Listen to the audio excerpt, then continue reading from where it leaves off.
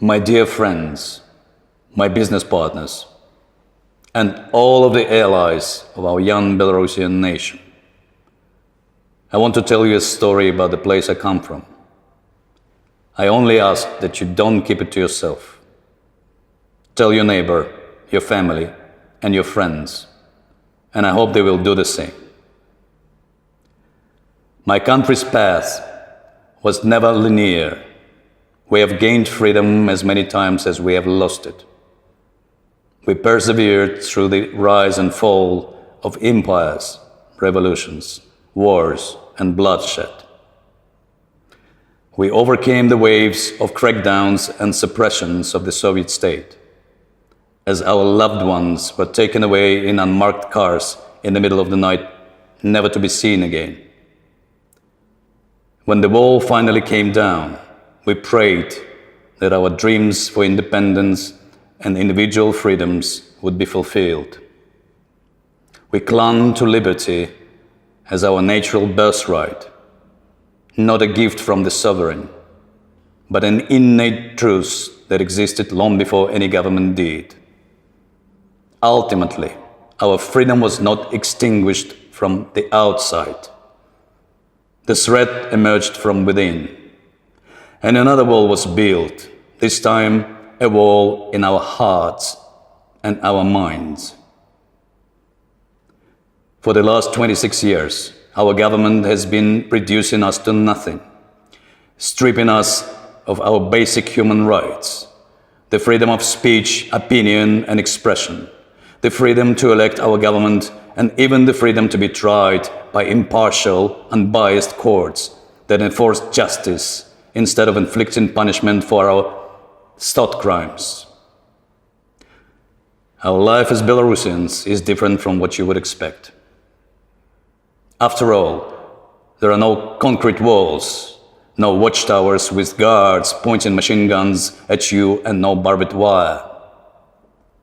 There are no nuclear survival drills, no routine visits to bomb shelters, no enemy troops across the border.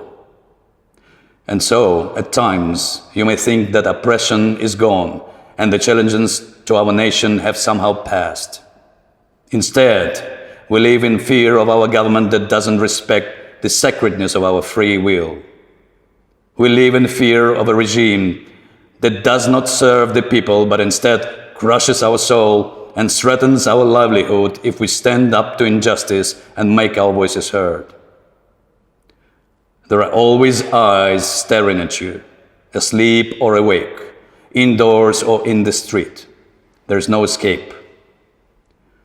Our big brother claims to be watching us for our own sake, asking us to police ourselves, censor our children and neighbors, to help avoid the otherwise inevitable war. But we can no longer live this way. This year is different. We are more connected than ever before, and we cannot be silenced. Political prisoners are our modern-day heroes. Their stories spread like wildfire across our Telegram channels, and the truth cannot be contained. Hundreds of thousands of people have assembled to take a stand. As hundreds of protesters were grabbed off the streets and jailed, thousands took their place. We hold the line. We honor the sacrifices and courageous spirit that defined this continent a decade ago, when those brutal walls came crashing down. We are prepared to fight for our own freedom, our human rights, and our values that are not so different from yours. Do not turn your back on this moment, my friends. As the saying goes, those who do not remember the past are condemned to repeat it. You cannot wage wars against terrorist networks far away and ignore the oppression at your doorsteps in the heart of Europe.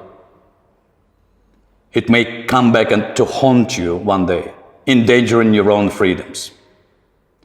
I am counting on you to help us make our voices heard.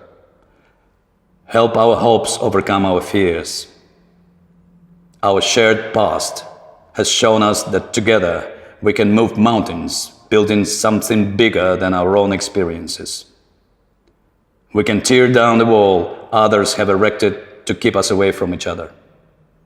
Together, we can hold the line. So go ahead, share this story on your social media, tell your friends, talk about us at dinner table.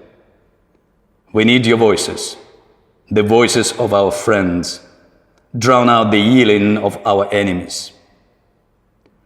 God bless you, and живе Belarus!